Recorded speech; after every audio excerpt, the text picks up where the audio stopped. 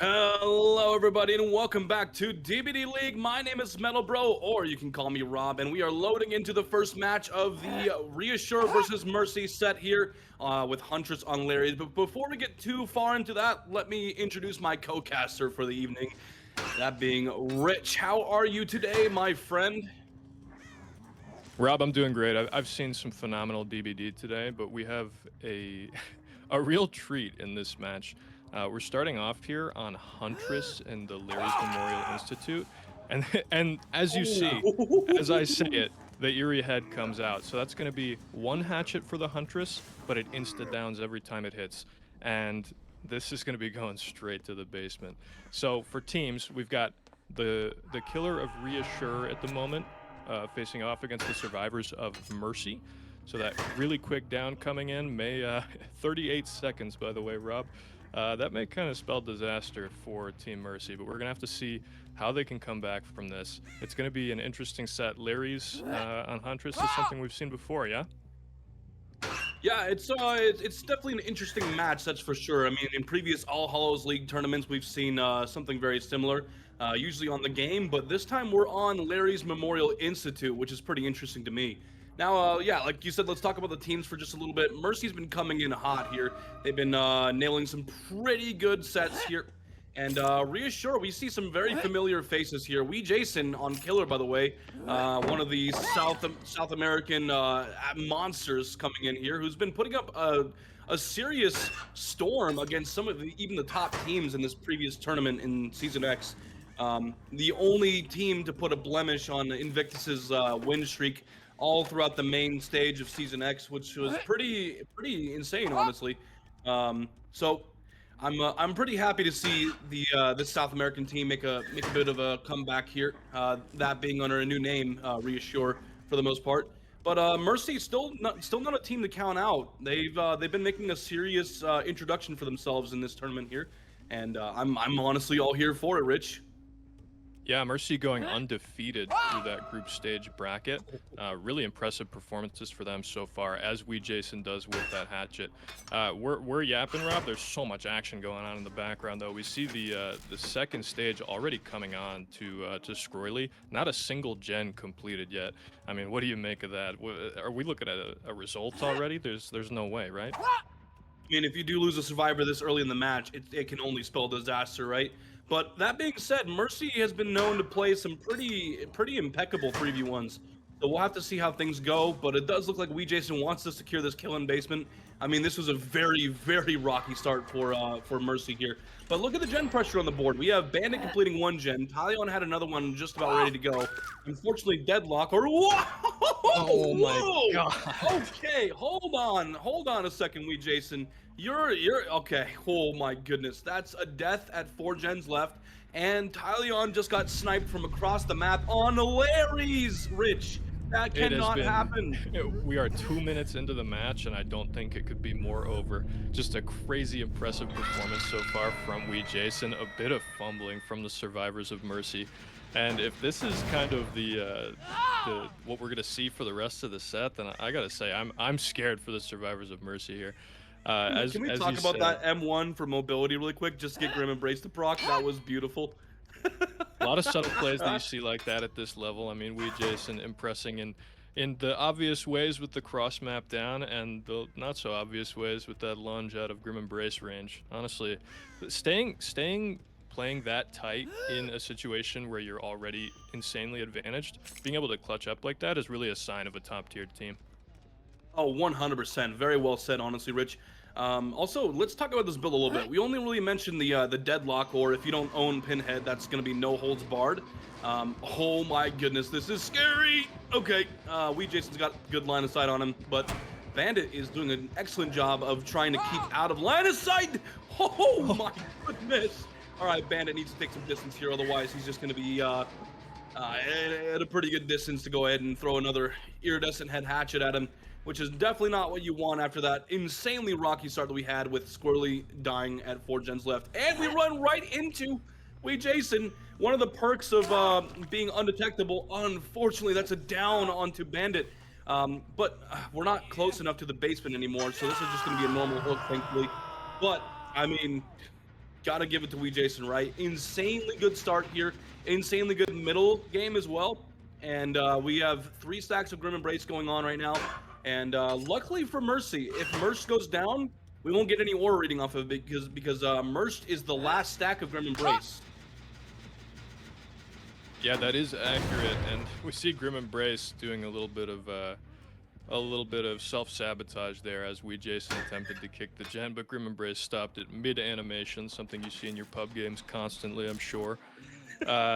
Now we see, I mean, despite this not being a basement hook, as you said, the position is just looking absurd for Jason. I mean, at this point in the game, 3v1, the killer has a lot of potential to, even if they're not going to, you know, camp somebody out or tunnel somebody out really quickly, a lot of opportunity to just keep everybody busy. As you see the down coming on to Tyleon now, they just got the save and barely any gen prog is happening for this. So they do just finally pick up this gen about 75-80% now. No Grim Embrace stack coming out to stop that, but Jason is headed directly for it.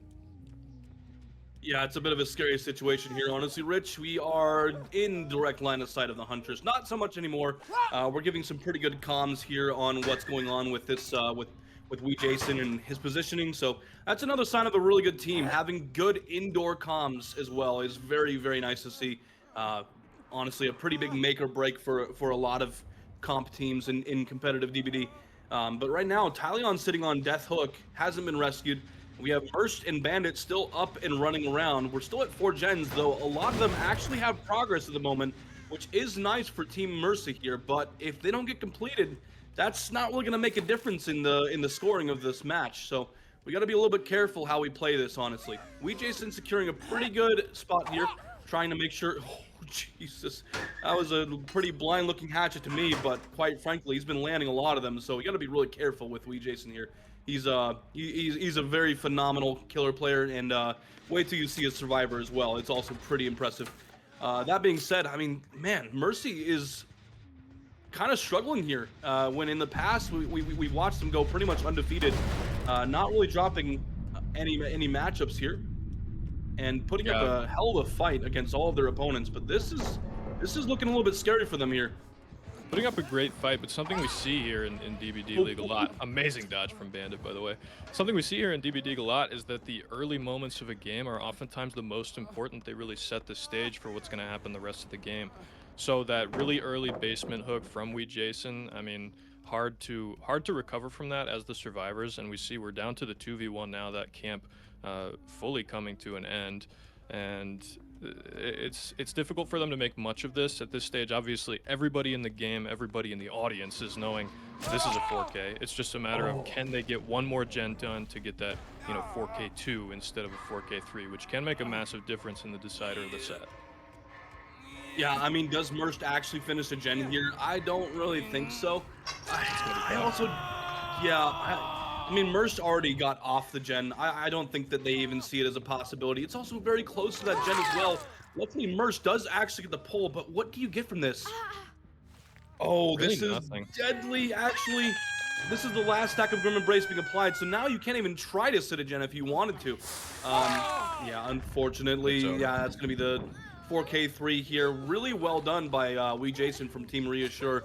And a very nice attempt, all things considered, with that really rocky start for Team Mercy here. A decent comeback, but I don't think it's going to really avail to much if things go very differently in the next match. Yeah, great performance here from Jason, but we got to keep in mind, again, Reassure is, you know, sort of, it's got a lot of the roster from Sinners in Team X. So Jason, a killer and survivor mainstay of that team. And they are definitely the Team Mercy is the underdog of this match, you could say. They're coming in from the group stage, qualifying that way, and I mean, we at least first impression, we kind of see that disparity coming out here. As you mentioned, there were some impressive plays from Mercy as well, with some really good dodges on hatches from Bandit and some very clear, good communications, especially for an indoor map. But again, if this spells anything for the rest of the set, it is danger for Mercy. Absolutely. Also, it looks like Jason's waiting for his Mori here, and he's getting it right now. Yeah, honestly, very well deserved Mori as well. We Jason definitely earned this Mori. Um, yeah, what a performance, honestly. Very scary Huntress We Jason is, but quite frankly, just about any killer you put We Jason on, he's gonna put up a hell of a time. But yeah, We Jason absolutely killed it here in this Huntress set, and Team Mercy, you know, they really tried to claw their way back into this, popping 2 gens in a very impossible situation. So we got to give some credit to them for sure for putting up as much of a fight as they possibly could here. But yeah, just a very difficult situation, honestly. Yeah, And I will. I'm being prompted from the background to say, we Jason showed no mercy. Everyone clap for Direwolf. He wrote the joke. He really wanted me to say it. And yeah, if he was on the desk, this would have definitely come out of his mouth. Just imagine a German accent, and you'll be good. I love how you immediately gave credit for the joke as if everybody watching didn't immediately know that it was dire. I listen. I don't want to take accountability for all of the sighs and groans and face palms that are going to be happening with this joke. So I've said some pretty bad dad jokes in the past, but you know, I'm not going to take credit for any of Dyer's. Yeah, you could call that one a grandpa joke, or you know, if you were young enough, perhaps an unk joke. Yeah, something like that, right? I mean, like honestly, I'm old enough to be an uncle now. In fact, I am an uncle, so I guess it works out. All right, That's a haunting fact for me. let, let's not get too caught in the loop of infinite dad jokes. I know that happens often here on DBD League. It so, does, yeah. so Rob, what do you make of this? So these teams had the opportunity to play several other indoor maps. They had Midwich RPD, Gideon, and Hawkins on the table, in addition to Larry's. And we actually banned down to Larry's. I know you said that Gideon Meat Plant is kind of the standard for this, but what do you make of them banning down to Larry's here? I think it's definitely interesting. Of all the Huntress maps that could have been, I think Larry's is probably the best one here. I mean, you know, Gideon has some really nice opportunities, but if you really want to go for a very effective Huntress, I think Larry's is not a bad choice at all. I don't know if it's the best one, but quite frankly, after this showing from Wee Jason, I might be convinced. It was a seriously good one. I mean, it's a larger indoor map. It's not like the game or like Midwich where it's very small and it's 2 story. So with all that considered, honestly, this leads up to like a lot of nice snipes, and I mean we saw a few. So if you can put a really good Huntress player like Wee Jason on a map where they get undetectable and they get some clear open pathways, I mean it's just going to be a hell of a time here. That being said, we're going to see Mersh from Team Mercy on the Huntress, and Mersh is also a very good killer player. Um, and on the Survivor side from Team Reassure, we're going to see Wee Jason, Saudi 9, Powa, and SMSFR. A couple of recognizable faces for sure. If you've been around the comp scene for a while, definitely recognizable names here for sure. Yeah, definitely. We Jason and SMSFR. I know they were mainstays on the Survivor team for Sinners in Season X. So I'm excited to see how they play. Maybe we can get some good hatchet jukes coming out. It's like you said, Larry's is an interesting one because there's, even though it's an indoor map, there's still actually some opportunities for snipes. So I think that is something that these teams are very aware of and kind of wanted to keep on the table. So let's see. Let's see how confident Merged is in terms of their Huntress gameplay here. We should be loading into the match shortly. And you know, I think it's interesting that we talk about this too, right? Because the teams ban their map picks down to 1 pick, and then the team that picked the set obviously picks the map. But with that being said, you kind of got an idea of why they're picking this set and why they're picking the map. For Reassure, it's definitely because they have a very confident Huntress player, but sometimes we pick sets because we're confident in our Survivor play against the killer, not necessarily because we have a player who's good at the killer. You know what I mean? Which is always an interesting thing to kind of keep note of. But either way, ladies and gentlemen, we are loading in to the second match of the Huntress set here with Merched on the Huntress. Bit of an undetectable instant down here. And just like last time with Wee Jason, we're going to go ahead and throw the hatchet and get our instant undetectable and some aura reading. Budget lethal pursuer, if you will. It's very nice because Larry's has a lot of lockers available on the map, so it leads to a lot of aura reading very early on. Yeah, I think we may be seeing the same build. I don't remember exactly, but I know that Merged here definitely maximizing both the ability to reload quickly. Wow, Oh, quick down onto SMS. Oh my god. That's another quick down. I mean, you kind of need that after that strong start from Reassure. So Merged kind of staying right, neck and neck here so far. No basement hook, however, could be a pretty significant difference. Obviously, basement is basically the strongest place you can hook someone with an insta down Huntress in the mix. But if we get another quick down or two, then this could snowball just the same. yeah, it's looking a little bit dangerous here because we do catch out we Jason here with another down in very close proximity to the original hook. We don't have another Eerie head on us in the moment, but that doesn't really matter. We can just reload right here. We have Iron Maiden this time, and we have Scorch Hook Pain Resonance. Oh goodness gracious, that is scary. Yeah, we have Scorch Hook Pain Resonance and Iron Maiden instead of last time we had Deadlock / No Holds Barred and Grim Embrace. So a bit of a different build coming in here. Not too different, but definitely going to allude to some different gameplay changes here. And SMSFR does drop this filler pallet here, is able to make some good distance here, so not going to be dead just yet. But looking oh, nice path and coming in from SFMR. Kind of baiting the pallet here, and Merce actually fell for it. So that was a really, really nice play from SMSFR here. And we unfortunately catch SMSFR here with the undetectable. Yeah, that was necessary from Merged as well. After you miss a hatchet as Huntress, you're stuck chasing 110% speed, and it's just an absolute nightmare. So that mind game was essentially necessary for Merged to really stay in this. Now the survivors did pop that first generator, and they are starting work on at least one more. We've got it about 10-15%. So not a whole lot of gen progress coming out from the survivors, but as long as they kind of gradually crank these gens, it's not like their win condition is particularly difficult. Yeah, definitely, right? Definitely. Also, very similarly fast down coming in at 29 seconds this match, by the way. I don't know if we mentioned that already. I know we mentioned it last match, but this time around, also a very fast down.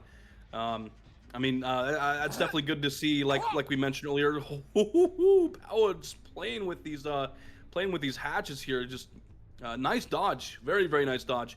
We're gonna go and take our leave here, come back to the hook, try to interrupt Wee Jason here, but unfortunately we are out of hatchets, so we need to get a new one. And yeah, it looks like we're just gonna follow up with SMSFR here, try to get our tunnel out as soon as possible. And we're still just barely above the requirements for the win condition here. Getting a little bit close though, I imagine, because we still have one survivor alive.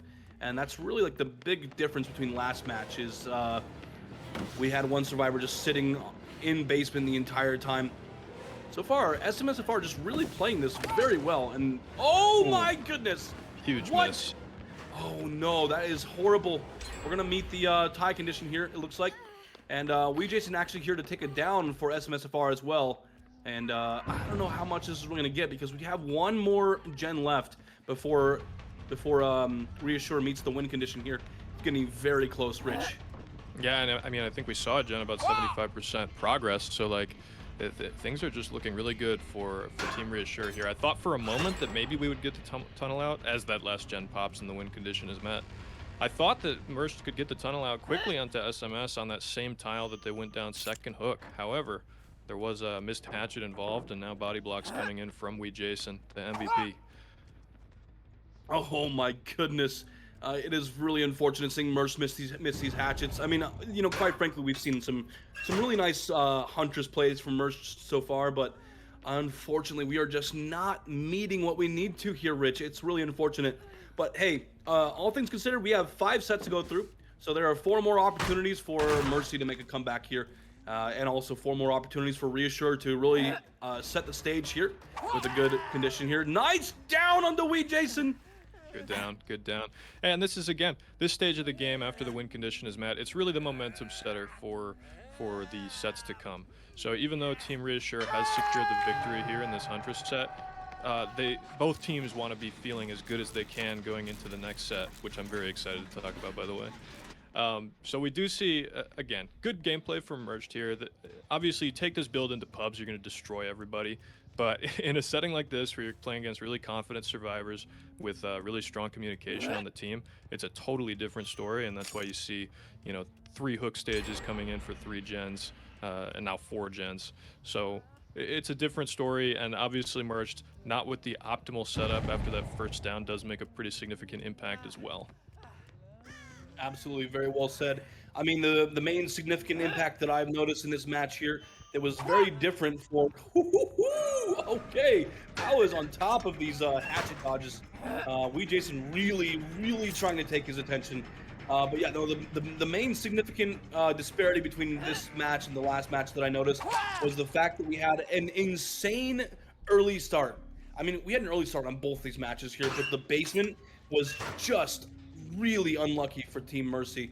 And despite having a very early down in this match as well, just not having that basement pressure and being able to camp out a single survivor, that being Squirrely, it's just and the undetectable just really catching off Reassure here. SMSFR is going to be dead now, so that's going to be one survivor dead at one gen left. Just not the same kind of pressure that we had in the last match, unfortunately for Mersh. Yeah, and I want to mention too for the viewers here, Rob, it's not as if the teams are just working on RNG here. Obviously, the basement spawn being right next to the first down is terrible, but these are things that the survivors can communicate with each other. So it's possible, you know, the survivors of Reassure say, okay, it's fine if we go down in 10 seconds, just make sure it's not in a terrible spot. So the basement hook not coming in, you know, while we don't hear their communication, it definitely is well within their grasp to kind of control aspects of the game like that are not directly viewable to us. Oh, nicely done by Merch, by the way. Very nice prediction on that 50-50 on the window there. Great hit. Really well done. Pal has been juking a lot of these hatchets so far, but unfortunately that time just didn't work out. Pain Resonance coming in on Saudi's gen, and Jason, I imagine, looking for the pull here onto Powa. But yeah, like you mentioned, communication, big deal in these indoor sets, right? Kind of communicating what's around, what's not around, where basement is, you know, et cetera, et cetera. Very well said, honestly, Rich.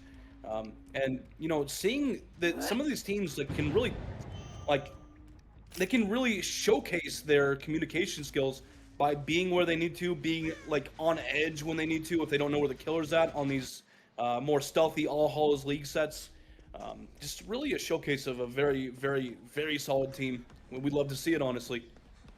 Yeah, absolutely love to see it. Very difficult to properly communicate, and especially in a timely manner, because even if your survivor team has the same comms as Invictus, if you get those comms 2 seconds late, that's a huge difference maker. As we see the missed hatchet here from Merged, Saudi with the strong dodge there, and now going to be taking an M1, but almost certainly Chase going to be dropped. Well, we may see Merch just commit for it. Now going to check just looking for the cross, making sure that they track and try to zone so that Saudi kind of gets minimal distance away. As we see the last gen pop, and yeah, the survivors are definitely looking at outs here. Absolutely. Very nice to see after that rocky start here. I mean, Reassure was put in a position where they needed to really recover as well. I mean, you know, make no mistake. Just because Mercy's not winning this set does not mean they put up a bad result at all. I mean, Mercy has been really on top of the survivors here, but just Reassure was just really able to make a very good comeback from the hand they were given in the early game. Really well done, honestly. I mean, this is basically Sinners with some extra players here, and Sinners was an insanely good team in Season X. Like I said earlier, we saw Sinners was the only team in the main stage of Season X who was able to tie Invictus, and Invictus's only not win on record for all of Season X main stage. So yeah, really good result here. We're seeing 5 stages out of the door here. Really solid result from Reassure, and Mercy put up a seriously strong fight, but just did not win the set. We'll be moving on to a set that you sound like you were very excited for, Rich. And I'm so quite frankly, I'm excited for it too. We've seen this set already, actually. I believe yesterday we saw it, and we'll be seeing it again today. That's going to be the Cannibal, or Bubba, on Midwich Elementary School. Yeah, and I wanna mention a statistic from Season X. 0 sets of Bubba played, if I'm not mistaken, in Season X. So I'm glad to see a lot of Bubba here so far, at least in All Hallows League. And The Bubba set here has some very interesting rules. Are you able to tell us about those, Rob? I got them pulled up. I got them ready to go. Yeah. I can definitely I can definitely talk about those.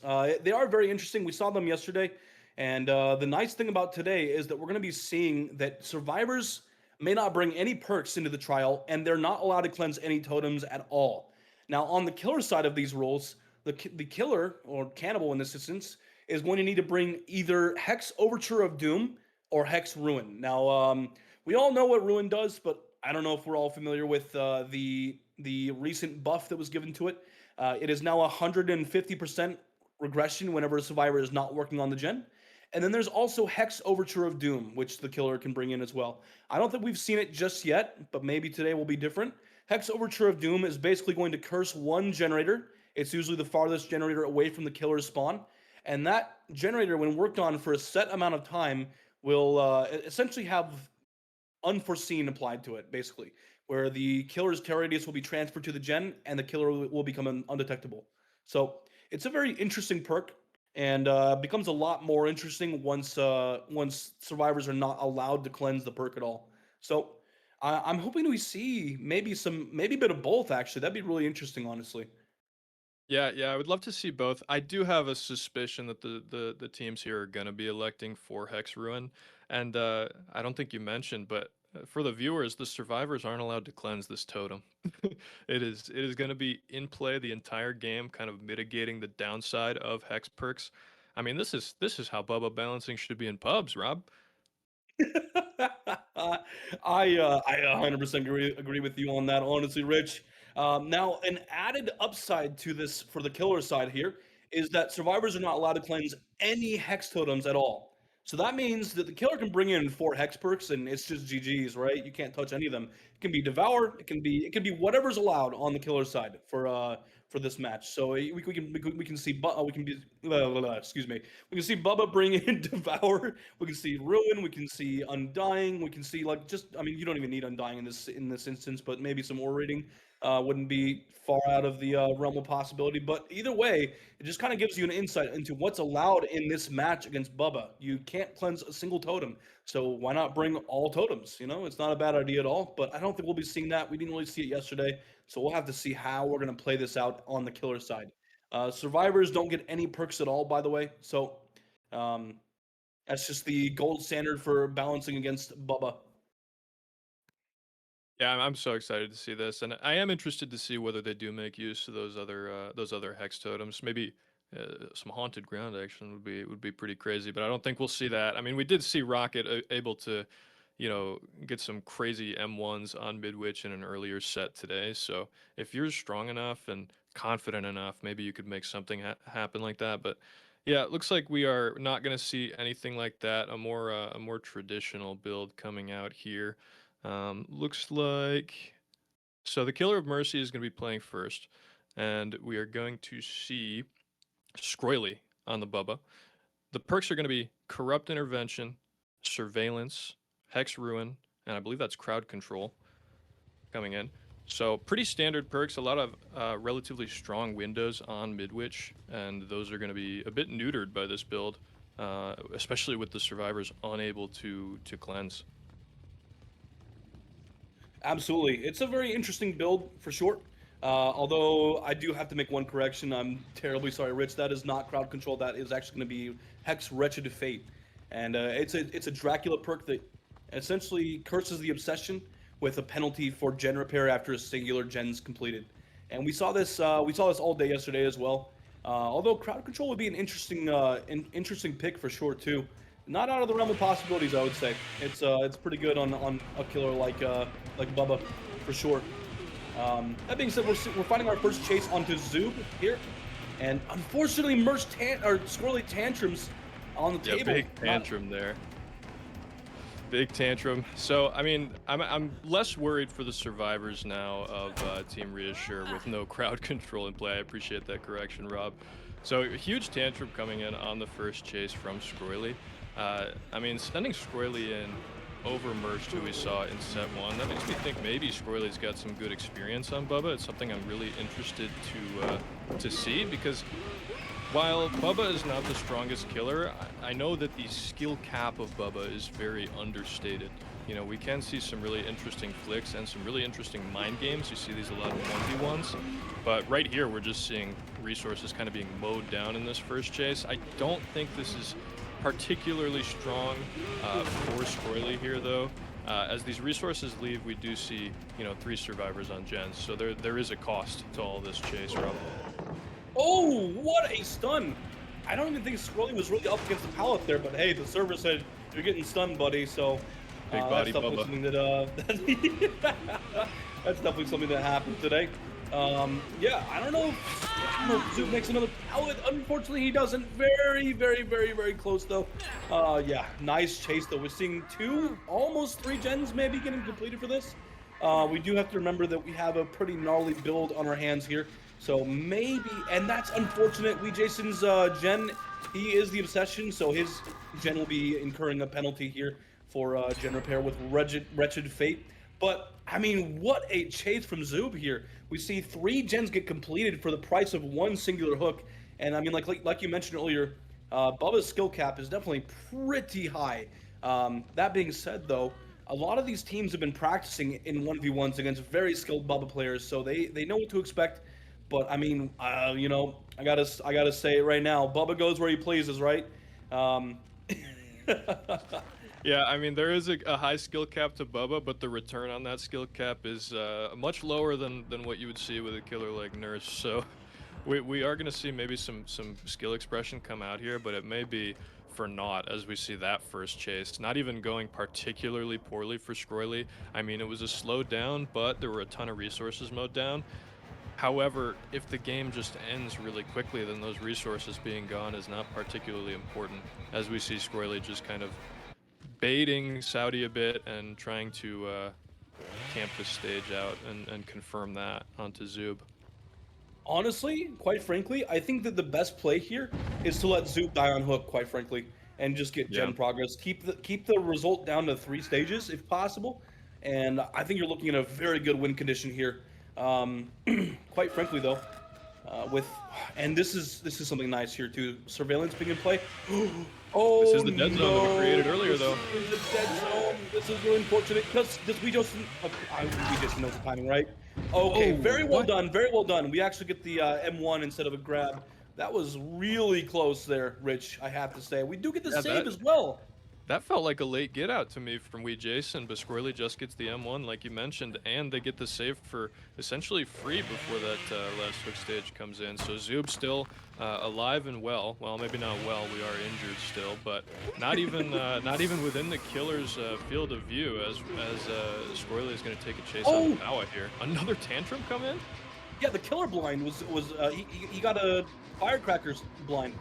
Wow. Really nice job by Powa there, predicting when the firecracker would need to go off. Unfortunately, this pallet's a dead zone, so as soon as it's broken, it's just kind of GG's for Powa.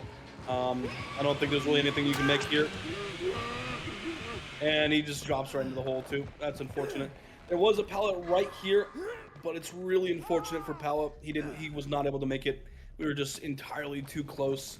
But I mean, honestly, really solid early game from Team Reassure here. 3 gens for the price of 1 singular chase, but now we're sitting at 3 hooks, and the gen pressure slowed down quite a bit. Definitely the build to blame here for sure. It's a very decent build here, especially for a set like Midwich, Cannibal. So, yeah, so far we're looking at a very, very strong result from Squirrely's Bubba here. He's doing an insanely impressive job. Yeah, both sides actually just playing super disciplined here. The survivors of Reassure just kind of and here we see another down right onto Saudi from Squirrely's Bubba, and both teams kind of playing disciplined. As I mentioned, like the survivors are being very liberal and dropping pallets, and that's something that you can normally do against Bubba. Even though he does mow down pallets, you can just kind of do gens while somebody drops 10 pallets in a minute and a half and still be fine.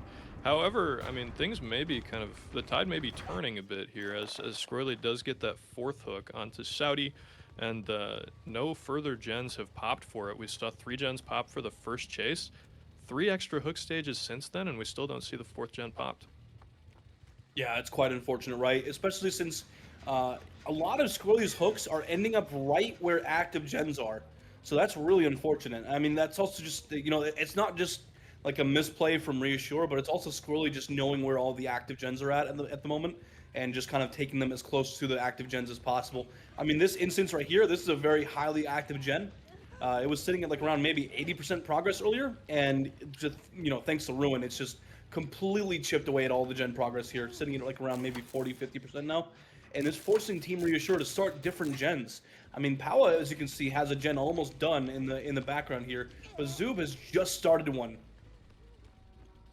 Yeah, this is great play that we're seeing here from Scroily and the viewers. I mean, the viewers can take a lesson from this. This is what you want when you're playing killer. You just keep your objectives, high progress gens and survivors on hook in the same area as one another, and you're kind of chilling.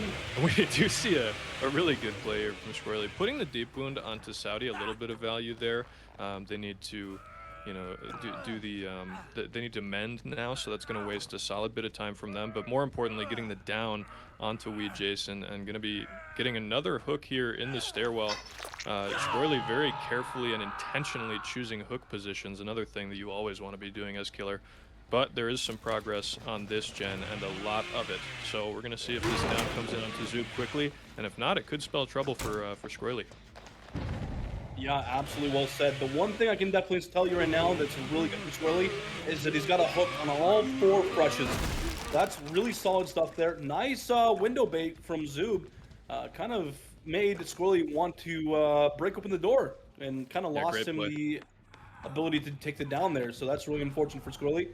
Very, very good play from Zoob though. But that door is going to need to be opened regardless at some point. That being said, so far though, we are sitting at no real gen progress at the moment. We do have this one here with a lot of progress, but Squirrely is just kind of staying in this area, not really allowing anyone to get on it. And on top of that, there's a bit of a 3-gen. All of this is pretty easily accessible by our Bubba here. So Squirrely not really sitting in a bad position at all. And now gonna take a down onto Wee Jason at the McDonald's window. Can I take your order, sir? He's gonna go ahead and put Wee Jason up on hook here.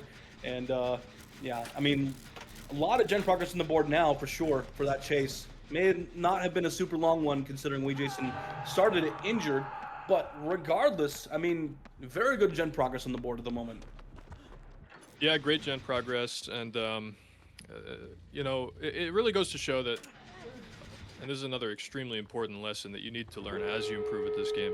Your chases don't have to be long as you go down in the right spot. We see Wee Jason not last too long in chase there. Did go down at the fast food restaurant, and wow, another great down coming in from Scroily, playing for stages at this point, and going to be a really solid result, honestly. But Wee Jason's chase there was not particularly long. It's just that it was in the right spot, and so the survivors were able to buy time, pick up that last gen, and put themselves in a good spot to get some outs here. Absolutely. Very well said, Rich. And that's really the most important thing, really, right? I mean, long chases are great and all, but if you're not dying in the right spot, then you're kind of actively hindering your teammates. Also, something I wanted to mention about this set in particular that makes it a lot more difficult than usual. Okay, that's really unfortunate for Zoob. First one played very risky, but luck was on his side. Second one, not so much. Something that makes this set in particular very difficult is the fact that since the survivors have no perks, there's no visionary, there's no deja vu at all. This is relying on active communication from the whole survivor team on where all of the gens are. And that's usually something that's not going to be very easy to do at all. Especially considering that we usually have an in-game lead on the teams who are calling out the 3-gen and telling the survivors where to take chases. But now you have to kind of formulate that on your own within your team, and that's not very easy to do at all. Especially if you're struggling with deja vu to begin with. That being said, really, really solid result from Squirrely here, landing a pretty decent result. 8 Seeing, stages, 4 fresh, if I'm counting right, Rob. That's really good. that is indeed a very good result. 8 stages for fresh. You nailed it. Very solid result from Squirrely. That being said, we're going to switch the sides here, get Mercy on the survivor side, and get someone from Reassure on the killer side. I'm imagining we're going to see Wee Jason, but we'll have to wait and see, honestly, because, I mean, let's be honest, it's probably going to be Wee Jason. He plays main killer for Team Reassure. So, Yeah, Yeah, I think we had maybe SMS on one killer set in Season X, but we Jason taking, of course, the vast majority of killer sets. So I would be surprised to see anybody else as well. I am really interested to see, if there are different approaches from these teams in terms of how slowly they play the game, whether they are as liberal with resources, because we did see, very large dead zones created in that first chase, and the survivors got quite punished as a result, Rob. absolutely. Very well said, honestly. Yeah, it's good to point that out as well. Maybe Team Mercy will have a better idea of taking chases in less unpopulated areas with the tiles and whatnot.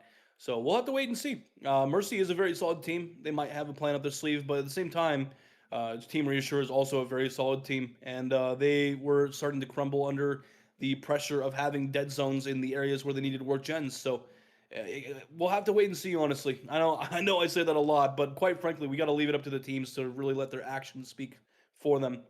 But so far, I mean, this is a really fun set, right? I'm really enjoying seeing Leatherface on Midwich, especially with the added bonus that we don't have Deja Vu, we don't have Visionary, we don't have really any way to see generators outside of just physically walking up and finding them ourselves. And that's quite a big deal when it comes to competitive DBD. It makes a huge difference, honestly, because you have to figure out yourself where chases need to go on the map. And as you can see, that can be a big problem for the teams, as we did take chases in a lot of dead zones or areas that just weren't really populated with pallets to begin with, and so it's quite unfortunate. Yeah, and it's something that the teams really have to have in mind, like from the outset of the match. I mean, we saw the survivors of Reassure kind of lock in the last half of that game, and once they knew where all the gens were, they were doing a great job of splitting pressure on those gens. But if they knew that, 5 minutes sooner, then it could have made a drastic difference in terms of the result. So we'll see if the survivors on Team Mercy are able to sort of identify their entire gen spread super early into the game and whether that has any impact on the outcome. But we should be loading in here in just a moment. Yeah, so expectations for this, honestly, as we saw, A stages for fresh on the killer side here for Team Mercy. So now with Reassure on the killer side, I got to ask you, what are your thoughts so far after seeing the first set and now how the first match of this set's going? Yeah, I think that I think that Mercy they definitely have to lock in here. I mean, it's not like with the strong killer result that they have to sort of uh, it's not that they can let anything go. They can't get complacent, and you could say the same for Reassure. But we, Jason, I have fewer concerns about just because of all the experience that he has in this setting. So as he finds some scratch marks right at the start of the trial. So we, Jason, is going to be very aware of gen spreads, very aware of win condition and what he needs to do to accomplish that. So honestly, I'm thinking my confidence lies with we, Jason here. Honestly, a very good estimation. Honestly, I would say Jason's been around for a while, and he's been putting some really good pressure against some of the strongest teams. And Mercy, kind of a bit of a newcomer team for sure. Definitely been around for a bit, but recently making a name for themselves for sure is what I want to say here. Now, with all that considered here, so far we're having our first chase on Squirrely, who is check spotting pretty well here. And let's see if he makes it to another resource. There should be one in this bathroom here. Nice God palette to make it to. And actually doesn't have to drop it just yet. In a good position to kind of just play around it for right now. But now it's going to have to get dropped. We actually take an M1. So now we're going to be seeing this this chase last a little bit longer. Oh, wait a second. Oh my God, no. We get Squirrely, mind gamed on the no. God palette? That's not good, Squirrely. Oh no. I understand what Squirrely was going for there. Sometimes you want to try to pre-lead because from the killer's perspective, the best way to zone that pallet is kick it from the outside. And Squirrely wanted to get to the ramp up to the second stage as quickly as possible just to be able to make another resource, but getting maximally punished there. Huge play from Wee Jason. A down at 1 minute 22 seconds. Yeah, very solid first chase for Wee Jason, that's for sure. As far as Mercy goes, not so much. Getting mind game on a God palette is not really a position you want to be in to start with. That being said, I mean it's really important to point out the fact that like how it's normally broken is, I mean you kick it from that side and kind of force the survivor into the back end of the bathroom. But with the door being broken leading upstairs, it kind of allows for a little bit of less punishment on the survivor side. So it's kind of a bit of a metagaming here to actually kind of force the break from the backside, and it really caught Squirrely off guard. So it worked out incredibly well for Wee Jason. Really wonderful example of some metagaming here. Yeah, and what we would have seen if that mind game actually worked out well for Squirrely is just getting a bunch of extra distance towards, you know, some more resources upstairs and maybe an extension of that first chase. But yeah, we Jason just locked in, and now camping on the second stage onto Squirrely, and I gotta say, we Jason kind of proving us right. Definitely in a good spot going into this potential camp or tunnel out here. Now, do you feel the same way as you did in game one, Rob? Do you think that just letting Squirrely die here is going to be astute from the survivors? 100%. I think it's the best possible option at the moment. I mean, you have well, actually, I mean, if Wee Jason leaves, then yeah, absolutely get the unhook. But I mean, if Wee Jason's just camping the entire time, like we saw last time with Squirrely camping out the first survivor, I mean, quite frankly, just let him sit on the hook and just get gen pressure. I think that's really the best thing you can do here. The only unfortunate added bonus is that we see the return of Wretched Fate here, so Talion's gens will not be flying by any means. Now, does Squirrely make this God palette? I'm not sure if this is the correct play. He does make the palette, actually, so this will be an extended chase for Squirrely. Not going to be going down right away, so that's good for Team Mercy right now, able to extend this chase, and Squirrely will not be dead just yet. He has some distance on Wee Jason as well, so things are looking pretty okay at the moment. But what resource does he make now that we are catching up? It looks like we have this upstairs pallet here in the locker room.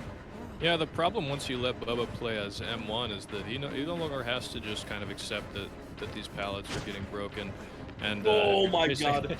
If you're chasing an injured survivor, you can just kind of play these pallets. Yeah, and any pallet that's not, you know, 100% safe is a risk for Squirrely there, and Squirrely does eventually go down, and now going into a 3v1 with a 9-stage win con. I mean, Wee Jason's looking pretty clean here. However, point to the survivors, there is a very solid amount of gen progress on the map, so we've seen a lot of 3v1 performances come out very impressively in the DBDL main stage. We'll see if we can see another one here as that third gen pops and the chase comes in onto Bandit.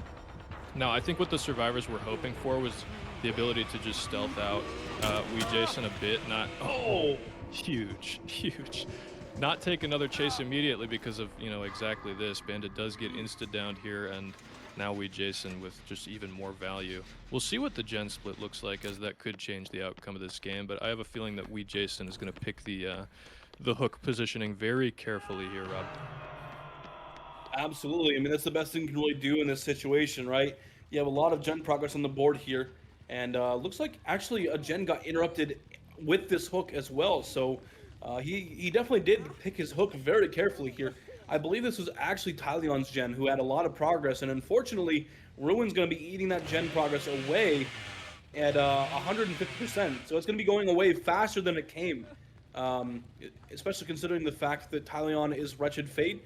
So all of that progress going away and only going to be able to come back slower than usual is really unfortunate. We do actually tantrum here. That is not the best. Oh, come on. What is happening here? We cannot be missing skill checks in this moment. Yeah, I think a missed skill check, kind of 1-for-1 on both teams' side. It's very funny, actually. We see the missed skill check, which we also saw from Reassure in game one, and we see the tantrum, which we saw from Merged from the team Mercy in game one. So both things happening at the same time, just kind of comical, kind of scripted here is the All Hallows League. As the second stage is going to come in onto Bandit, Wee Jason just confirming that and making sure that, you know, gens are decently pressured while confirming it. does feel comfortable enough to leave now, checking to see if there's anybody stealthing here for the unhook. And yeah, I I don't. mean, the gen progress is okay, but like the hook is so well positioned, and Jason is just playing so tight. I don't know if the survivors are going to be able to do much here. I don't really think so either, honestly. Talion being cut out, and oh, just barely makes the window as well. Oh my god, these survivors are playing with my feelings here, honestly, Rich. It's That's what just they getting too need. close for comfort. They But need yeah, I plays know like that. You know, they they need that to have a chance. absolutely, they definitely do. Just it's really on edge here. We're sitting at 5 stages, 2 fresh. We're getting close to that win condition here. Not just yet, but it's not very far away either, especially since we're in the 3v1. And Bandit being found, who's dead on hook right now, making it to some resources, so might have a longer chase now. But quite frankly, this is getting pretty dangerous here. We have 2 gens left, and Bandit's last chase is right here, right now. Yeah, and Jason's still just playing so disciplined, not even going for the saw, not interested in breaking the pallet, knows that they can that he can outplay it with an M1 and does get it. So I mean, this is going to be all good but confirmed for Jason. We'll see if something, a miracle can happen from Team Mercy here, but it's not looking good. 2-stage. I mean, any down essentially after this moment, Rob is going to be curtains. Oh no. Deadman switch procs on Merch Gen. This might actually be 4K2, 4K1 territory here. I don't know if we're going to be able to see outs on this match here, Rich. It's quite unfortunate. Also, something else to notice here too is the fact that Jason tantrum as well. Jason definitely noticed that Talion wanted to take chase. He's like, hey, chase me. I have Wretched Fate, so I'm not going to be getting gens done as fast. Chase me instead of Merged. But Jason's very well aware of that. He knows what perks he has. He knows what they're going to do, and he decides he wants to go find Merged and apply pressure to the active gens. So really good game sense from him. And yeah, this gen just got unblocked from Deadman Switch. We're going to see another gen pop probably here, unless we see an interruption from Jason. But it's going to be very close no matter what happens next, honestly. Yeah, I mean, all Jason has to do to 100% confirm this result at this point is just chase someone and make sure they get downed within a minute and a half, which is not a tall order, honestly. Especially when you've got the insta down and you've got a bunch of resources already out of the way on the map. I mean, and if you're as strong a killer as Jason, I mean, nobody's lasting that long against Jason and Chase on mid-witch when all the pallets are gone. So things are looking unfortunate, honestly. Yeah, that's gonna be down on the Merce here. Not really too much you can do when you're playing this one singular unsafe window. Yeah, I think my call was right here. 4K1 territory is pretty much all but confirmed. We're sitting on the edge of it, and quite frankly, like you said, if Merce goes on the hook, all Jason has to do is just camp Merce out, and it's GG's. But I think Jason wants more than that. I think he wants the 4K confirmed here. He wants to find Talion. Not even going to bother camping because he knows he wants to find Talion here. Yeah, I mean, does kind of try to stay around the hook because he knows that the survivors, in order to even have a remote. Oh boy. Yeah. And we do see just the end of the game. Oh. He knows that the survivors, in order to have any chance of doing anything here, is to have Talion sneak in and get that unhook for free. Doesn't want to allow that to happen, and does finally find Talion and gets the 4K1 here. Insane, huge result on Bubba. Yeah, another really insane win for Jason here, pulling another set from Mercy. But quite frankly, we are sitting 2-0 at the moment in favor of Reassure. And we'll be moving on to the next set, which is going to be another interesting one. We're going to be moving on from the AHL special balancing and going towards the gold standard balancing. We'll be seeing Demogorgon on Rancid Abattoir. And quite frankly, this is where things are going to get interesting for Team Mercy, right? Team Mercy is definitely a very strong team, and we'll be seeing the return of gold standard balancing. So I'm quite interested in how things might shift now that we're moving back from the All Hallows League special balancing. It might put a bit of a wrench in the cog for Team Reassure here. Yeah, it's really going to be a matter of comfort. I mean, both teams are going to be much more comfortable playing with more standard balancing here. As fun as the AHL balancing is for viewers and us casters, but we are going to be moving to more standard balancing where Team Mercy is going to be a lot more comfortable, but on the same hand, Team Reassure is going to be more comfortable as well. So I think it's fully neutral in terms of the performance of each team. Uh, Mercy just has to kind of lock it in and try to make something happen. So we're going in on Demogorgon. The map is going to be Rancid Abattoir. And I think we are probably just going to have We Jason on Killer again, as we saw for that last game. Um, nothing too crazy. Same Survivor team here as well. No changes on the roster. So, I mean, I'm interested to see the Demogorgon set. I'm interested to see if Mercy can, with that additional comfort, have a better result. But honestly, they haven't seemed too nervous so far. The mistakes are more just kind of these micro mistakes that get really punished by Jason. Yeah, and that's one thing that we can definitely give a point to We Jason for. A metaphorical point. I can't award any points for the Match teams point. here. It's a metaphorical point. The fact that his macro and game sense are just really really good. And he knows where to go, what to check, and when survivors should be rotating where, et cetera, et cetera. Right? His game sense is extremely good. Um, and that's just one of the things that makes him such a threat to a lot of other teams. But that being said, we're loading into the Demogorgon set here with We Jason on the Demogorgon versus the survivors of Mercy, that being Tyleon, Scroily, Merched, excuse me, and Bandit. And we're returning to the gold standard balancing, so things are going to be changing here, and it might mean a difference for how the matchup is going right now. And quite frankly, I really hope we don't see a 3-0 sweep. I want Mercy to pull through and start getting some sets back. But either way, these are two solid teams, Rich, and I'm hoping for the best result for both teams. Yeah, and I think we all want to see some of those set 5 twists. So we'll see what Mercy can do here. Maybe they can bring it home for a couple sets in a row. I definitely think that that's sketchy against a team as strong as Reassure, sort of formerly known as Sinners. Just a very seasoned team, very experienced, and in addition to the experience gap between these two teams, I mean that's going to be a lot of nerves coming in from Mercy as we see the pallet drop and the stun come in from Tyleon. But a good zone here from Jason. I mean, probably confirms that hit. Yeah, there you go. It Going sure into does. Shack, and I mean this chase is looking solid so far, and the survivors are on gens. So this is a good performance from Mercy. Maybe taking advantage of some of that added comfort that we talked about, Rob. Absolutely. Also, some really nice check spots being held by Tyleon here, doing an incredible job in this chase so far. Very close shred right there. It was looking a little bit scary for Tyleon. Wow, And unfortunately, that's going to be the down at the hay bale pallet. Yeah, really nice job by Tyleon, but unfortunately, we're going to be taking basement. A gen did pop for Tyleon's chase though, and I think there's one not far behind as well.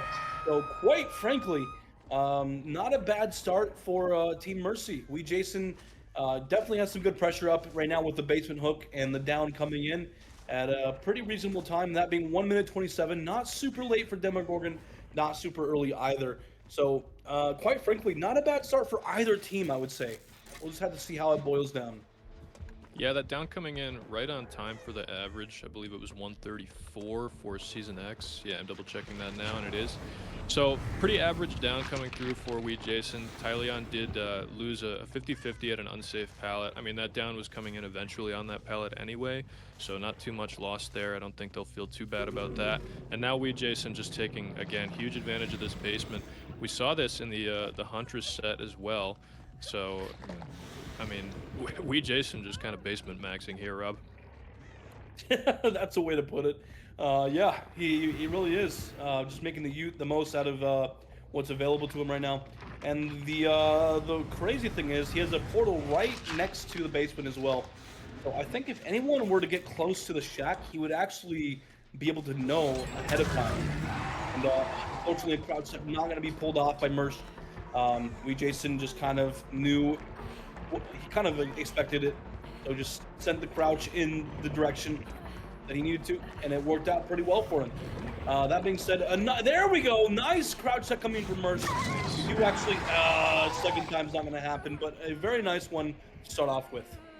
Yeah, crouch tech when you're nowhere near a resource, not going to do too much good, though it is impressive nonetheless. We do see Jason, though, choosing to slug here and go back for Tyleon, trying to get this tunnel out as quickly as possible. Tyleon, one step ahead, stealthing edge map here. Yeah, and looking like we are expecting to find the rescuer in basement here. And so far, not really happening just yet. Now choosing to leave as we didn't find either Tyleon or who came and rescued. So we're going to opt to leave and actually find Squirrely here at the Harvester. Yeah, Jason getting hugely punished for that play, honestly. Could have just taken the fresh hook onto Merged, but chooses not to and doesn't even get any value for it. We see, I think that was a balanced landing coming in from Squirrely, but not on time. The lunge just outpaces it a bit. Oh, that is so unfortunate for Squirrely. That was definitely a balanced landing play, just did not work out for him. Jason just ahead of the curve here. That is really unfortunate for Team Mercy. All of that punishment that Jason went through, not finding the rescuer, I think we just kind of pulled that back and then some with that play there at the Harvester. Definitely a great play from Jason. Something you need after such a momentum swing, but the survivors, you know, they can still pull something out here for sure. They've got some gen progress on the map. We already see 3 gens popped, and Squirrely's got some time to hang out here on Hook. We also do have no real options for Tunnel anymore. Good down onto Merged from Jason. Again, gonna slug Merged. I don't know if this is just another play where Jason is trying to guarantee value from the Hook, but they do get the save for free regardless. So maybe trying to catch Tyleon somewhere off guard, trying to maybe get a backdoor tunnel in, but does eventually pick up onto Merged and gonna be taking that fresh hook. Crazy thing here is, right, we don't have our tunnel out at the moment. It doesn't really matter if you're getting downs left and right like Jason is right now. Unfortunately, Mercy are just kind of folding in these chases. I mean, they're doing their best, don't get me wrong. Like these are some very high caliber chases. Both the survivor and killer side of these chases are very, very good. So I don't want to make it sound like you know, the survivors of Mercy are just not good players, because they definitely are. They're very, very strong players. It's just that Jason is just ahead of the curve in a lot of these chases, and just, oh my goodness, wow. Ping is just so unfortunate sometimes. Another one of those quick downs you were just talking about coming through for Jason. Again, maybe some ping considerations there, but maybe that's just another point of skill expression. Maybe not one that we would prefer to accept, but I know for sure that that Team Reassure here has a lot of experience playing on ping in competition, so they're going to be used to things like that. Maybe Team Mercy not quite as used to it, as Squirrely drops that pallet a bit late. And then, you know, the hook just comes through and Jason looking primed. I mean, this could, we might even be looking at a 4K result here, depending on the gen proc. Yeah, I mean, honestly though, I'm really, oh no, the hit through the pallet as well. Another example of ping just not being Mercy's best friend here. We do make another resource, but we're gonna send it all the way to Shaq. Actually, Jason chooses to leave this chase here and finds Tyleon, who was his original tunnel out. Oh, ooh. I saw the vision, but unfortunately the server didn't. So we do find our chase back on the Tyleon, who was original tunnel out. So this could be a quick two-tap chase. But right now, looking like we're actually getting some decent time out of it at the moment. And we do actually see a gen getting doubled in the distance, so we're opting to leave our tunnel out here. Yeah, again, kind of that backdoor tunnel out, but Jason doesn't value it as much as just trying to make sure that these gens are not popping. Does not succeed, at least in preventing that gen from popping here. Has another gen at the top side of the ready to go, and a down onto Squirrely. So kind of loses the first tunnel out, but here, this backdoor tunnel out onto Squirrely. Well, not so much a tunnel out, more just a convenient find here from Jason. But either way, the same amount of value, as Squirrely is going to be out of the trial entirely. Yeah, that's really unfortunate for Team Mercy here. But I mean, we're sitting at 1 gen left, and right now only 6 stages on the board. All things considered, we did get our tunnel out eventually. but it kind of really converted into not so much of a tunnel out, just some unfortunate chases. And oh man, what disgusting ping abuse, Jason. Goodness gracious, brother. All right, that was a really solid hit from Jason onto Tyleon there, who is also the original tunnel out for this match here, but not committing to it. We're actually looking to get our fourth and final fresh hook. We do actually miss that shred onto Bandit here, able to continue playing this this 4-lane here, and that's going to eventually get quite unfortunate for Bandit and Team Mercy as a whole. But if we can stay alive for a bit, we might be able to crank that last generator and maybe even potentially see some stages out the door. And unfortunately, yeah, that's gonna be the down onto Bandit and the final hook here for even though face value, this looks like a difficult position for Jason. Going into a 3v1 with 3 stacks of pain res still available it can be a very strong position. So Jason, kind of knowing that the gen progress is not so high that he just needed to commit to that chase on Tyleon, and eventually does get what I would say is a better hook here onto Bandit, forcing Tyleon even to go for the unhook as a death hook and injured survivor. So Jason looking good, interested in holding kind of a difficult 3-gen, but again, with the help of these perks, might be able to make that happen. Absolutely. And we'll definitely be looking to see that happen as well as we find Mersh in chase here.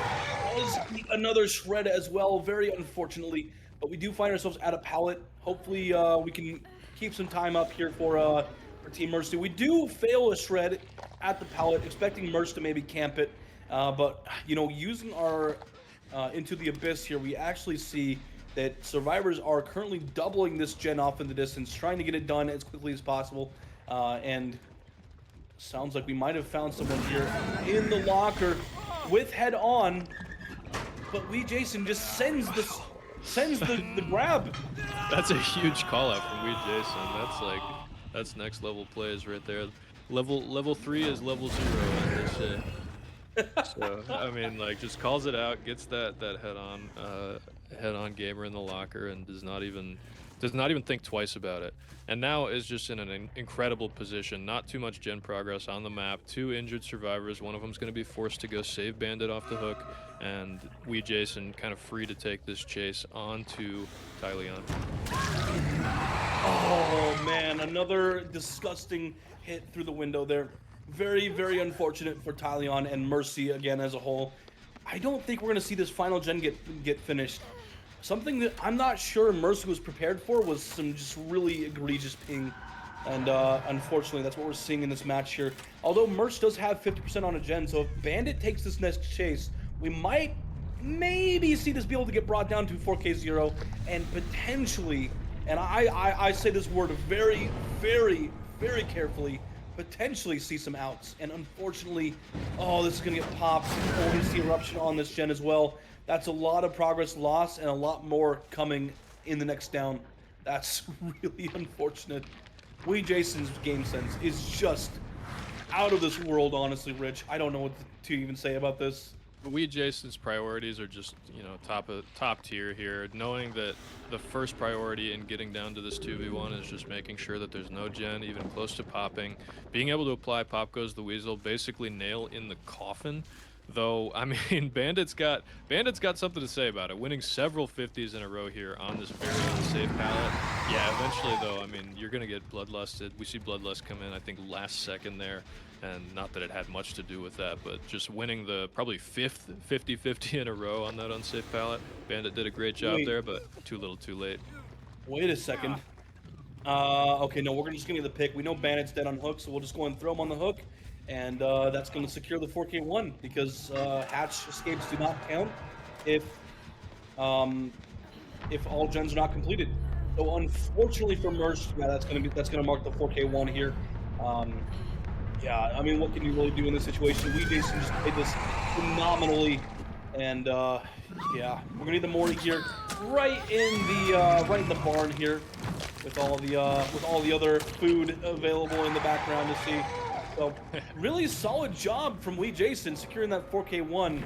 Now we gotta turn the tables here and see if maybe Mercy can pull out something quite impressive here. Yeah, unfortunately for them, the 3-0 victory for Reassure is looking more and more realistic as we get down the line. We Jason just not letting them get anything. I mean, it is what's especially impressive about a result like that on a killer like Demogorgon is just the fact that we didn't see a tunnel out. I mean, everybody was in the game for so long. There was no survivor dead until so late. And yet we Jason just, with really good game sense and really solid use of Demogorgon's, slightly above par chase power, we still do see that 4K1. That's just a crazy impressive performance from Jason. Yeah, crazy impressive. I don't even think begins to cover it, honestly. I mean, Demogorgon should not be 4King very often, and let alone should not be 4King very often when your tunnel out is lost so early in the match. So, I mean, quite frankly, we Jason just on top of everything he needs to do. A lot of these chases just did not last super duper long on the Mercy side of things, unfortunately. But when they did last very long, not a lot of gen pressure was coming out for the team. So it's really unfortunate seeing what happened here. And just, I mean, we Jason just really knew where to poke and prod Mercy to get the best result here. So, um, yeah, I mean, Reassure is looking like an extremely strong team here. Definitely not one to underestimate for sure. But Mercy just needs their chance at a comeback here. A lot of these sets I've noticed are not the typical sets that I've seen Mercy play in the past and do very well on. So I think it could be just a case of maybe Mercy just not having a good day in terms of the picks and bans. But either way, Reassure. I mean, what can you say? Really, really solid looking team right now. Yeah, it's definitely a factor when you've got, the more formal sort of picks and bans process. You see maybe teams have just a couple killers that they sort of specialize in, and if the other team is privy to that, those get banned very quickly. So you see killers that are kind of just all around insane at the game, like we Jason, really excel in this environment. Same thing with what you see in the top teams with Xeno and Obi coming out from Elysium, Pedro and Nightlight coming out from Invictus. It's just these people who can't play a killer poorly, who really excel on the main stage here. So Rob, I know that you're a competitor. So you're in the underdog team in the upper bracket. You're down 2 sets to 0. You're down, well, not down one game, but the killer had a very good performance against you in game one. You got to be feeling the nerves going into this next game, right? Absolutely, without a doubt. I mean, quite frankly, I guess I can spill a little bit of tea here. I've been in this position myself on my team, so I know how it feels. I know it's frustrating, but quite frankly, you've got to not let your nerves get to you. You've got to stay solid and composed, and that's going to be the best way to make a comeback here. And even then, even if you do still take the loss, you don't take the win here. You just keep your spirits up and get ready to come back at it another day. Just fight it harder next time, and that's all you can really do. Quite frankly, just try to improve in the time that you're not in these competitive matches, and make a better comeback next time. That's all you can really do here, because letting nerves get to you, you'll make some irrational decisions, unfortunately, and just keep practicing to get better. I mean, Mercy has already set a name for themselves in the competitive DBD community. We've seen quite a few very, very impressive matches from them. So we just got to hope that they can keep practicing and get better, get ready for for their next matchup. I think just the main thing with today is just a really unfortunate case of not only ping, but also just going against a team that is composed of very, very solid players that have been doing this for a long time. That being said, ladies and gentlemen, we are loading into the second match of the Demogorgon set with Merced on the Demogorgon and a very, very tall order ahead of him. That being said, Rich, I am very excited to see just how Merced handles this. Yeah, I'm also interested to see that, and I will say for fans of Mercy, we're not dooming here. So even if Mercy did lose this set 0-3, they've still got the lower bracket to run through. They did a great performance in the group stage bracket, so things are promising for them. First chase coming in here, by the way, onto Zub. Really well played so far from Merged. And we also see some even possibilities in the current set where Mercy could take advantage. I will say Merged, I saw it had a P100 Demogorgon, so definitely definitely no stranger to this killer. As we see a really solid dodge here from Zoob, and Merch kind of get turned around, but does eventually get the down at this TL wall. And we see not too much gen progress coming in here. We'll see if maybe a greedy basement play comes in, but no, probably just looking for pain res. The build here on Merged looking a little bit different, not electing for Pop, instead electing for Ruin.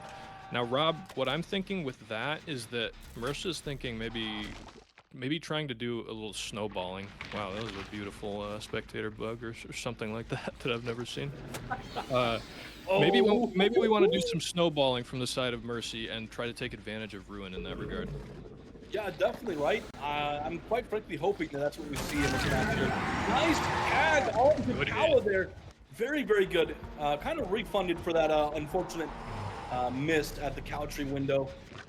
Although, honestly, I don't think that was going to hit regardless, but, you know, it's always worth a try, right? You always want to serve someone at the window at Cowtree, right? It's always going to be a pretty nice one. And then we see a bit of Sky Demo action as well, trying to catch up to Zoob here and get our second hook onto him. And he does get live and is able to make a lot of distance here. We do see a gen pop as well. Ruin's still in the game, Undying Cleanse already. And if we can keep Ruin up, it might actually serve for some good gen regression here in the future. We actually didn't get a stack of pain resonance used yet, so we might be saving this for the 3v1 if we're able to down the nice hit tank from nice hit tank from Wee Jason, really solid, perfectly timed at the exact moment we needed it. And this is another wow, just still another down on Zoob, though. Really big. Yeah, very, very humongous down right there for Merch. And we're actually going to go ahead and take another normal hook, even though we can definitely make that pain resonance right there next to main building. I'm curious what Merch's thoughts are on this. Maybe going to take the pain resonance on the death hook, unless we're able to camp Zoob out here. There's the cleanse of Ruin there. So unfortunately, that's both of his hexstones gone. And quite frankly, that leaves him with only one perk remaining in the trial here. That just being Scourge of Pain Resonance, which he hasn't gotten a single usage out of yet. Yeah, as if Mercy didn't have enough to deal with. Now they're on one perk Demogorgon for the rest of the game. So going to be a really, really tall order, especially against these crazy survivors. Wee Jason putting on oh my god, a great performance with another really solid crouch tag. I love to see a good crouch tag in a Demogorgon set. But we're seeing an unhook come onto Zoob, and I think Merch is just thinking, okay, if I don't get this tunnel out now, there's literally no chance whatsoever. And obviously the team Reassure just knows it. Merged here, excuse me, Zoob here just stealthing edge map, making sure that tunnel out cannot come through. If somebody else goes down for it, that's totally fine, as long as 4 survivors stay in the trial. The unfortunate thing here for Reassure, that is really like their only drawback at the moment, is the fact that we have multiple injuries, and that's going to be a down on the pallet. Actually, a pretty quick chase, if I do say so myself. So we're going to get a bit of slug pressure here, actually, and decide to leave and maybe go find out where Zoob is. Maybe going to get a tunnel out here. This is the time we need it right now. We're sitting at 2 gens left. If we don't 4K here, there's no winning this set. I mean, we could see the 2v1 tiebreaker system here if we do see a 4K1, but I mean, quite frankly, this is like your biggest shot right now. Yeah, and I don't think that it's going to come through for Merged. As admirable the risk is, and as much as Merged had to take that risk, they're just not getting any value for it. And even in the case that they do find Zoob, in a situation like that, great head-on play, awesome. Love to see a head-on like that. Even in a situation where you find Zoob there, you're just in huge pain because you're just no longer active. Awesome stun there as well from Jason, just kind of running a clinic here on Team Mercy. Really nice shot attempt coming in from Mercy though. That had some serious pizzazz behind it. I could have seen that landing if Wee Jason didn't drop that pallet there. That was a very necessary stun. And yeah, nice 50-50 play by Merch, by the way. He did win the 50 eventually. Not a super long chase, but a very good one for Wee Jason to take, because now we see all 3 survivors are reset. So at the moment, we have pretty much not a whole lot of pressure on the board at the moment in favor of Merch here. is all kind of leaning towards Reassure at the moment. They're sitting in a very dominant position. 2 turns remaining. We do get the pallet break. No tag coming in on the Saudi at the moment. Able to make it, I believe, towards the this bottom side tile here. A bit of a TNL action. We'll have to see how we're going to play this here. And we do get a tag on the Saudi. Very nice shred here. But we need to get a lot of pressure back in order to get this down to a 4K2. I just don't know if we're going to see it happen, really. Yeah, I don't foresee this happening. I mean, Wait. with how little regression we have, I mean, I imagine that last gen pretty close to popping. Yeah, 75% there. Does finally find Zoob the, would-be tunnel out. However, even with a bad chase from Zoob here, that gen is popping, and that's a tie condition at best for this team. So if that's the best case scenario, they're not looking great, and that, I mean, might not even be that they get, especially with this stun coming out from Zoob, just massive. These guys are playing so well. Yeah, this is really unfortunate for Merce here, unfortunately. I mean, quite frankly, yeah, there's just no world where even getting the tunnel out now is really going to be that big of an impact in the match. Saudi and Paolo are both okay, all right, yeah. I mean, Reassure is just on top here. Zoop playing this phenomenally. This is the last chase here, and well, I was gonna say not giving any hits for free, but that one was pretty free, I'd say. And we're finding our next filler here. Unfortunately, not gonna connect as Zoop is not camping the pallet. And that's all 5 gens popped right there, ladies and gentlemen. Oh my goodness! God. Assault in the wound, Rob. Oh my god. Can't be doing this to Merce. I feel so bad for the guy. God, this is rough. Yeah, I mean, everybody on Reassure just playing super well. It's impossible to really do much, even if you're a seasoned, 10,000 hour killer player. It's so hard to make anything happen against survivors this good, especially on a killer like Demo. Yeah, it's looking pretty unfortunate, right? Another crowd set coming in from Paolo. Oh my goodness, Merce just can't get anything. It is really unfortunate. We're sitting at 3 stages too fresh. I don't even think we kind of glossed over that this entire time. Unfortunately, Merce has just been kind of looking for pressure in all the wrong places this match. And while he was getting pressure in all the wrong places this match. He wasn't looking in the wrong areas, just wasn't finding the pressure he needed. It's really unfortunate, honestly, for Merce, because, quite frankly, some really solid shreds, some really solid downs. A lot of it were kind of being refunded into just slug pressure, because we were never really able to get our tunnel out at all. And, I mean, quite frankly, I think we're going to see this 3-stage 2 crush kind of just sit at this same exact condition here. Saudi just now finishing the war as well. Gonna take it down. So we might be forcing Wee Jason and Zoob out. So this could be sitting at another extra 6 stages here if we don't play this well. Oh my goodness, this is really, really unfortunate for Merst here, but pretty solid endgame. Could be a last-ditch effort from Merch just to, feel a little bit better coming out of the set, but won't even have opportunity to take that momentum into a next game today. They are going to be put into the lower bracket and play on another day. So it was rough for Mercy, but Reassure showed that they are definitely making a name for themselves, even more so, coming out of that really strong performance in Season X and going into AHL with a 3-0, something Elysium couldn't even pull off in their first match. So Reassure doing great. Well said, Rich. Yeah, Reassure looking very, very strong. Very nice showing, honestly. With the added bonus that Reassure is very comfortable on high ping. So definitely something to make note of going forward as well. They have a very nice added bonus of that. But Mercy, just unfortunately not really able to pull any wins from Reassure today. Quite frankly, hoping to see that maybe in their next matchup they have I don't want to say an easier time, but maybe just a bit of a stronger showing, honestly.